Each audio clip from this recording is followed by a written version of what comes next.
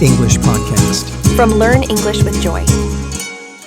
Hey there, lovely listeners. Welcome back to Learn English with Joy. I'm Chris, and as always, I'm joined by the wonderful, ever-encouraging Emily.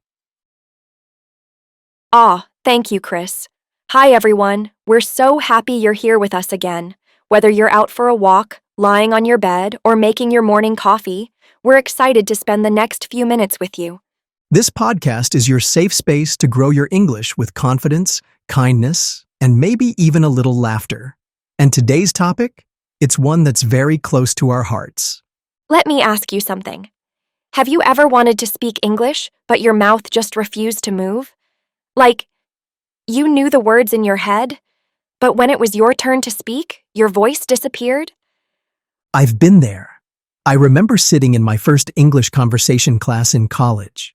My hands were sweating, my heart was racing, and when the teacher looked at me, I froze. Totally. Like someone hit pause on my brain. Same here. I used to practice English at home, but in real life, especially when someone was watching, I'd go completely quiet. I thought there was something wrong with me. But now I know. It wasn't a lack of vocabulary or grammar. It was just fear. And being shy. Exactly. And here's the truth. Being shy is not a weakness. Being introverted doesn't mean you can't speak English well. It just means you need a different way to practice. One that works for you. So, if you've ever felt nervous, quiet, or unsure when speaking English, today's episode is for you. Today, we'll show you simple but powerful ways to practice speaking, even if you're shy or introverted. No partner? No problem. No confidence yet? That's okay too. We've got your back. Get ready to explore gentle, creative, and fun ways to speak more English, on your own, at your pace, and without pressure. Let's dive in. And remember, you don't have to be loud to be confident. Let's talk about it honestly. Why is speaking English so hard, especially when you're shy? Yeah, we can read, we can understand when people talk, but when it's time to open our mouths, it's like our brain says, nope. Exactly. And it's not because we're not smart. It's because our mind is doing something else behind the scenes. If you're introverted, you might naturally think a lot before speaking. That's not bad. It's just how your brain works. But when you're learning a language, thinking too much can become a wall. You worry, what if I make a mistake? What if they don't understand me?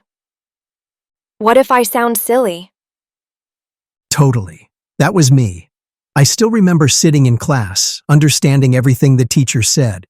But when she asked a question and looked my way, boom, my heart was pounding, my hands were cold, and my mind went completely blank. I knew the answer. I just couldn't say it. Afterwards, I would replay the moment in my head 100 times.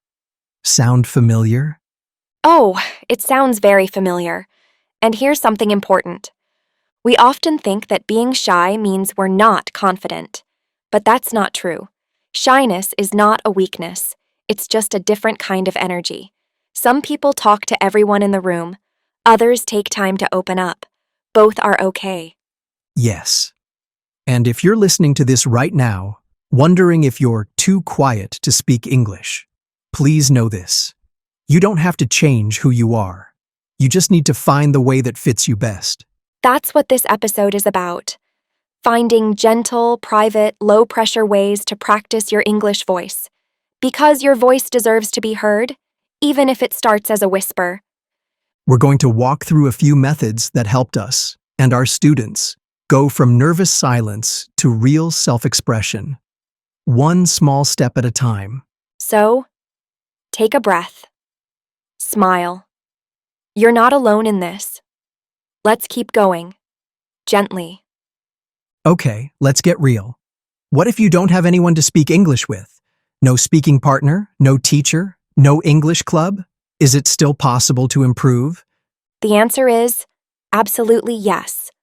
One of the most powerful ways to practice speaking, especially for shy learners, is to speak with the person you know best.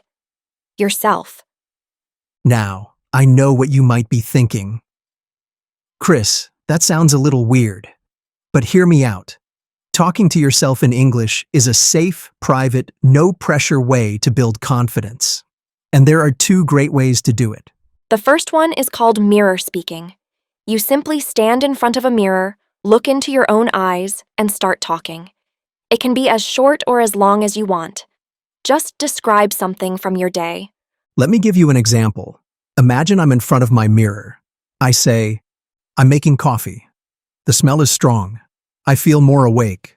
I have a lot to do today, but I'll take it one step at a time. See? Nothing complicated, just simple, real sentences about what's happening. And if looking in the mirror makes you nervous, try whispering instead. Sit by your window or lie in bed and just whisper a few sentences to yourself. It's like telling a gentle secret, in English. You're training your mind to think and respond in English without the stress. And if you're not sure where to start, here's a helpful frame you can use every day. Today is Thursday. It's sunny outside. I feel sleepy, but also a little excited. I need to finish my project, then I'll relax. I had a student from Korea. Her name was Yena. She was so quiet in our group class, almost invisible. But she started using mirror speaking every morning, just 5 minutes a day. She talked about her breakfast, her clothes, her mood. And after 3 months, she joined our Zoom session and introduced herself with a smile, in full sentences. Everyone clapped. It was such a proud moment. See? You don't have to speak to a crowd to start speaking. You can speak with your own reflection, and that's more than enough. So, tonight, before you go to bed, try saying just one sentence to yourself in English. Maybe something like, I did my best today. And if that feels good, try 2 sentences tomorrow. Let your voice grow slowly and kindly. Because confidence doesn't begin with a stage. It begins with your mirror and your courage to start. Let's be honest. Sometimes speaking feels too fast, too scary, too immediate. Your brain says, wait, I need more time. And you know what? That's totally okay. There's a gentle bridge between silence and speech, and it starts with writing. Yes. Writing first, then speaking is one of the best techniques for shy or introverted learners. It gives you space to think, to organize your ideas, and to build confidence before opening your mouth. Here's how it works. Every day, set aside just 5 to 10 minutes to write a few sentences in English. Nothing too long. Just 3 to 5 sentences about what you did today, how you feel, what you plan to do tomorrow. Something funny you saw? A random thought in your mind? Let me give you an example. Today, I might write, Today, I woke up early. I made oatmeal and drank green tea. I felt calm. Later, I want to walk in the park. Now here's the magic. Don't just write it and forget it. Read it aloud, slowly, like you're telling a friend. Exactly. When you read what you wrote, your brain is already comfortable with the content, so speaking feels easier. And because it's your own words, your emotions connect to the language. That helps with pronunciation, intonation, and fluency. Here are some sentence starters if you're new to this. I want to talk about one thing I love is, my favorite place is, today I feel, just pick one, write a few lines, then read them out loud. Let me share a true story. I once had a student named Lena. She was very quiet. She barely spoke in class. She told me, I have so many thoughts in English, but my voice can't follow them. So I gave her this challenge. Write a short blog post every day for 100 days. It didn't have to be public, just for herself. And you know what? She did it. Every evening she wrote about her day, sometimes happy, sometimes tired, sometimes just one sentence. But after each post, she would read it out loud in her room. No pressure, no audience, just her voice and her words. After 100 days, Lena signed up for a B1 speaking exam, and she passed. More than that, she smiled while speaking. She told me, I didn't learn to be perfect. I learned to be calm. Writing gives your voice a soft place to begin. So if speaking still feels scary, start with your pen. Then let your voice read what your heart already knows. And remember, you don't have to write something smart or advanced. You just have to write what's real. Your voice will find strength in your own truth. Okay, let's say you've started talking to yourself. You've written a few sentences and read them out loud. That's amazing progress. But what if you want to sound more natural, more like a native speaker? Good question. Because speaking isn't just about words, it's about rhythm, tone, and confidence. That's where the technique called shadowing comes in. Yes, shadowing is a simple but powerful method. Here's what you do. You listen to a native speaker say something, then you repeat it immediately, trying to match their tone, speed, and pronunciation. It's like being their shadow. You follow their voice as closely as possible. Let's break it into steps. You'll need a short audio or video clip, just 30 to 60 seconds. Headphones, your voice, and some courage. And here's the step-by-step. 1. Listen to the full clip to understand the meaning. 2. Play the clip again, but this time, pause after each sentence. 3. Repeat out loud what you just heard, trying to copy the way it was said. 4. Do it again. Repeat a few times until it feels smoother. 5. Record yourself if you can. Then listen and compare. You can use podcast episodes like this one, short YouTube dialogues, or even scenes from your favorite movies. The goal isn't to be perfect, it's to train your mouth and ears to move together in English. Shadowing helps with pronunciation, intonation, and even confidence. I used to shadow news reports every morning on the way to class. I felt silly at first, but after 2 weeks, I noticed I could speak more smoothly, even when I was nervous. Now, let's move to something a little more challenging, but also more fun. The 1-minute speaking challenge. Ooh, yes, this one's great for building fluency. Here's how it works. You choose one topic, set a timer for 60 seconds, then speak without stopping. Wait, what if I forget a word? Good. That's part of the challenge. If you don't know a word, just explain it differently. For example, I forgot the word for, the place where people buy medicine. Oh yes, pharmacy.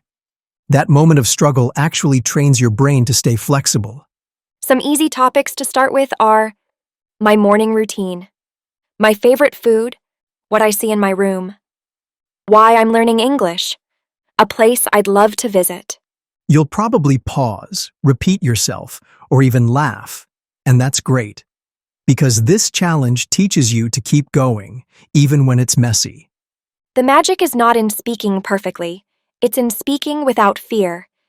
Even if your grammar is broken, even if you say 100 times, you're still speaking. So tonight, try this. Pick one topic, set your timer, speak for 1 full minute, and when it's done, say, I did it. Then tomorrow, try again. Fluency doesn't come from silence, it comes from those little messy, brave minutes. All right, so far we've talked about speaking with yourself, writing first, shadowing, and 1-minute challenges.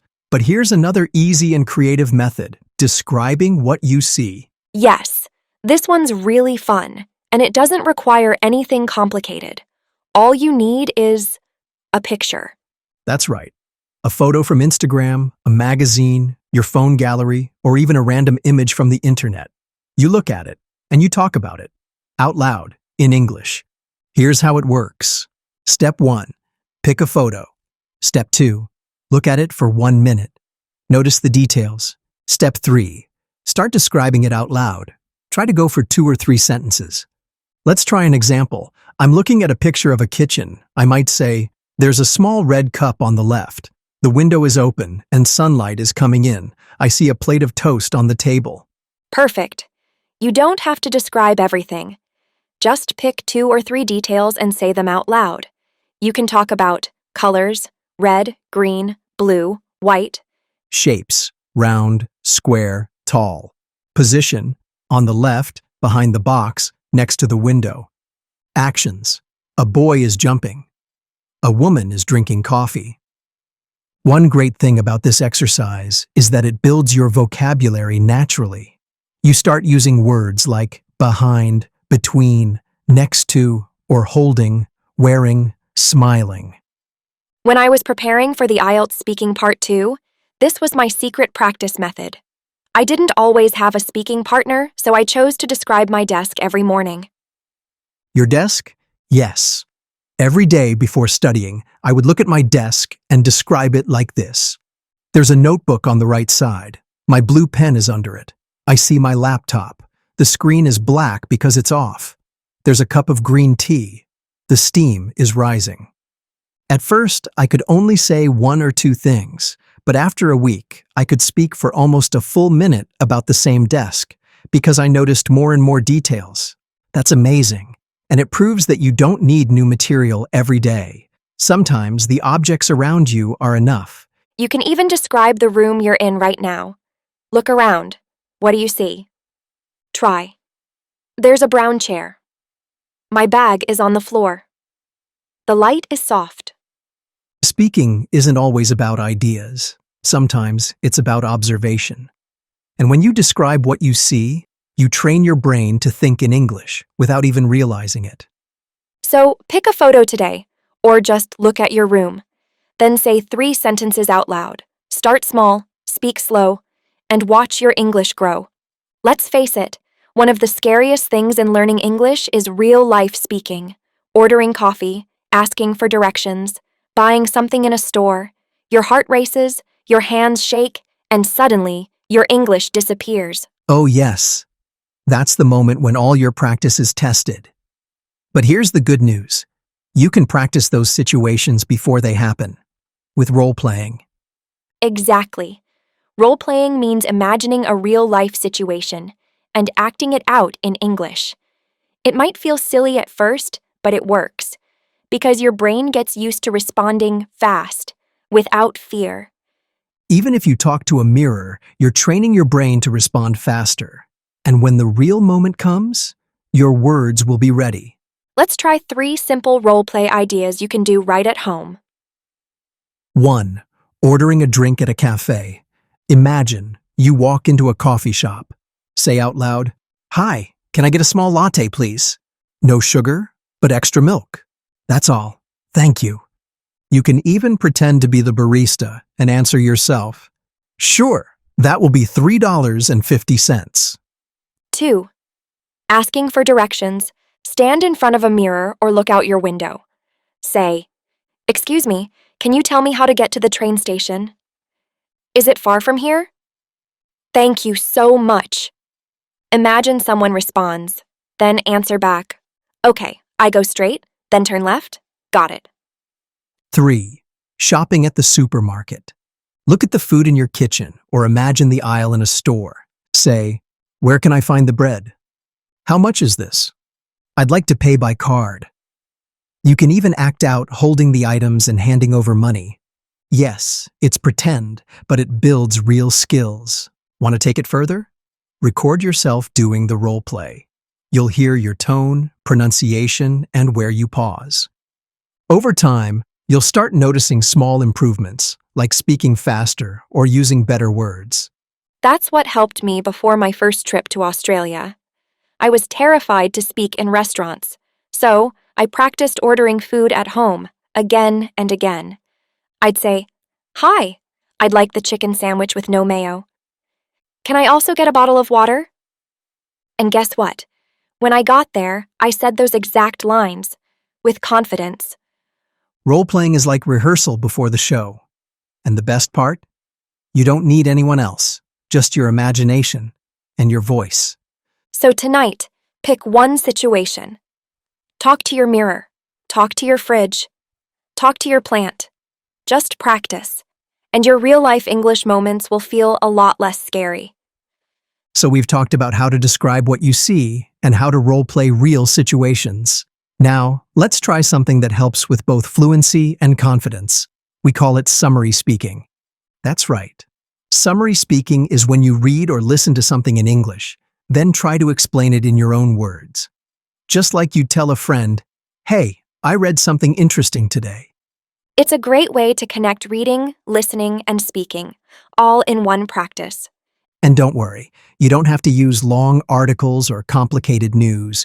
You can start with short, simple sources like News in Levels, VOA Learning English, BBC Learning English, Easy Stories, or even short YouTube videos or English podcasts. Step 1. Choose a short article or video. Just 1 to 2 minutes long is enough. Make sure it's at your level. A 2 or B1 is perfect. Step 2. Read or listen to it carefully. If needed, look up 1 or 2 new words, but don't worry about understanding every single detail. Step 3. Now the fun part. Close the article. Don't look at it. Then try to say out loud the main idea in just 2 or 3 sentences. It was about a man who found a whale on the beach. The article talked about a new phone app that helps blind people. The video explained how bees make honey. You don't need to remember everything, just the big picture, and speak as if you're explaining it to your friend or even your dog. And don't forget the magic step. Read your summary out loud. Yes, say it with your voice. This helps your brain get used to retelling and thinking in English. You can even record yourself and listen again later. The more you do this, the more confident you become. Why? Because it helps you build confidence when you know you can explain something clearly. Exactly. And when you start to speak about real content, not just vocabulary or grammar, you start to feel like a real English speaker. Try doing this once a day, or even just a few times a week. After reading a short article, stop and ask yourself, can I say this in my own words? Then try it. Don't worry about mistakes. Just talk. Your voice becomes stronger every time you use it, even for 30 seconds. So, what did you read today? And how would you explain it? Let's take a pause for something really important. We've shared a lot of speaking techniques so far, right? But none of them truly work if your mindset is stuck in fear. So let's talk about something powerful: confidence. Yes. So many learners ask us, how can I feel more confident when speaking? And our answer is always the same. You don't wait for confidence. You build it. Exactly.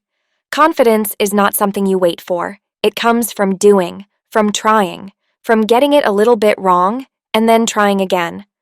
I used to think confident people were born that way, that they had some kind of special talking gene. But that's not true. Confidence is not a gift, it's a skill. And like any skill, it grows with practice. And guess what? You don't need to be perfect to be confident. You just need to be kind to yourself, even when you make a mistake. In fact, let's flip the thinking. What if every mistake you make is not a failure, but a sign of growth?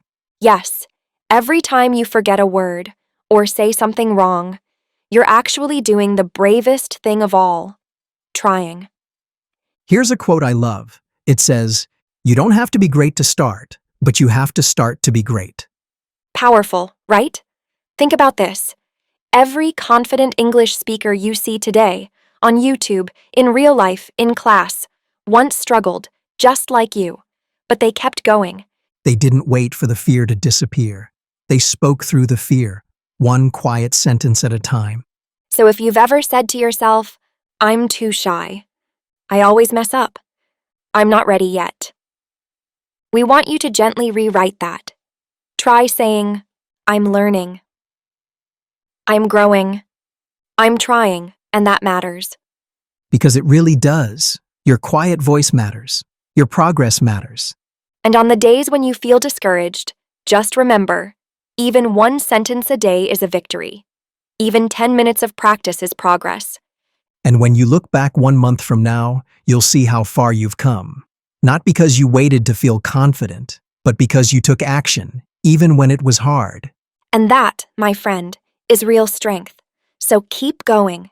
You're doing better than you think. All right, dear learners, it's time for one of our favorite parts of the show: vocabulary quiz time. Woohoo! Let's review some of the helpful words and phrases we heard today. We'll take turns. I'll say the word, you explain it? Deal. And listeners, feel free to say the meanings or examples out loud with us. Okay, first word, shadowing. What does it mean? Great one. Shadowing is a speaking technique. You listen to a sentence in English and then repeat it right after, like a shadow. Example: I do shadowing with short podcasts every morning. My turn. Word number 2, mirror speaking. Easy. Mirror speaking means practicing English in front of a mirror. You talk to yourself like you're having a real conversation. Example: I look in the mirror and say, "How was my day?" Next one, roleplay. Emily? That means you pretend to be in a real-life situation, like ordering food or asking for help, just for practice. Example: I roleplay buying coffee before I go to a cafe. Okay. Number 4, describe. To describe means to talk about what something looks like or what is happening. Example: I describe the photo. There's a red car and 2 people smiling. Now let's go with summarize. That's number 5. Good one. To summarize is to tell the main idea in a short way. Example: I summarized the article in 2 sentences. Number 6, mistake. We all make them. What is it, Chris? A mistake is something not correct, but it's okay. Example: I said he go instead of he goes. It's just a small mistake. Number 7, confidence. Confidence means feeling sure and strong when you speak or do something. Example: after practicing, I spoke with more confidence in class. Next, number 8, routine. Ah, yes. A routine is something you do regularly, like a habit. Example: my morning routine includes coffee and 5 minutes of English speaking. Number 9, improve. To improve means to get better at something. Example: I improved my speaking after 1 month of practice. And last one, number 10, practice. Practice means to do something again and again to learn it. Example: I practice English every night before bed. Awesome. You did great, dear listener. If you didn't remember all of them, don't worry. You can replay this part anytime. That's right. Vocabulary grows with time and with love. Now let's wrap things up with one final message. And that brings us to the end of today's episode. If you're still listening, thank you. You're showing up for yourself, and that's a beautiful thing. Absolutely. We know speaking English isn't easy, especially when you're shy or feel unsure. But today, we hope you discovered that there are gentle, powerful ways to grow. One step at a time. We want you to remember this. You don't have to speak perfectly. You just have to speak. Even 1 sentence a day is progress. Yes, and every small moment, every whisper, every mirror conversation, every 1-minute talk, it all counts. It's not about being fast. It's about being consistent. There's a quote I love by Nelson Mandela. He said, "It always seems impossible until it's done." Maybe speaking fluently feels far away now, but you're already on the way, just by practicing today. So here's our challenge for you. Right after this episode, say 1 sentence in English. It can be as simple as, "I'm learning English and I'm proud of myself." Say it with love. Say it with courage, because your voice matters, and your effort today is already making a difference. We'll be right here cheering you on. Until next time. Keep practicing, keep believing, and most of all, keep speaking with joy.